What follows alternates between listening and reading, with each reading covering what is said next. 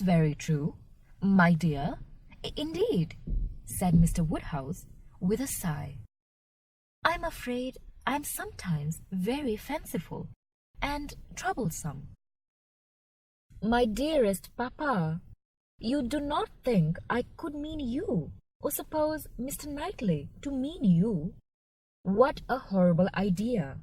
Oh no, I meant only myself. Mr. Knightley loves to find fault with me, you know, in a joke. It is all a joke. We always say what we like to one another." Mr. Knightley, in fact, was one of the few people who could see faults in Emma Woodhouse, and the only one who ever told her of them. And though this was not particularly agreeable to Emma herself, she knew it would be so much less so to her father that she would not have him really suspect such a circumstance as her not being thought perfect by everybody. "Emma knows I never flatter her," said Mr. Knightley, "but I meant no reflection on anybody. Miss Taylor has been used to have two persons to please. She will now have but one.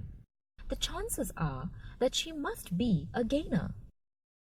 "Well," said Emma, willing to let it pass, "you want to hear about the wedding, and I shall be happy to tell you, for we all behaved charmingly. Everybody was punctual, everybody in their best looks, not a tear and hardly a long face to be seen. Oh no, we all felt that we were going to be only half a mile apart, and were sure of meeting every day." "Dear Emma bears everything so well," said her father. "But Mr. Knightley, she is really very sorry to lose poor Miss Taylor, and I'm sure she will miss her more than she thinks for." Emma turned away her head, divided between tears and smiles. "It is impossible that Emma should not miss such a companion," said Mr. Knightley. "We should not like her so well as we do, sir, if we could suppose it. But she knows how much the marriage is to Miss Taylor's advantage. She knows how very acceptable it must be at Miss Taylor's time of life to be settled in a home of her own, and how important to her to be secure of a comfortable provision, and therefore cannot allow herself to feel so much pain as pleasure. Every friend of Miss Taylor must be glad to have her so happily married." "And you have forgotten one matter of joy to me," said Emma, "and a very considerable one, that I made the match myself.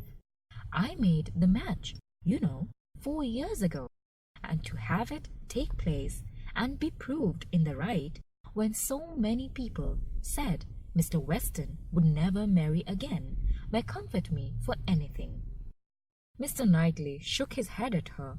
Her father fondly replied, "Ah, my dear, I wish you would not make matches and foretell things, for whatever you say always comes to pass.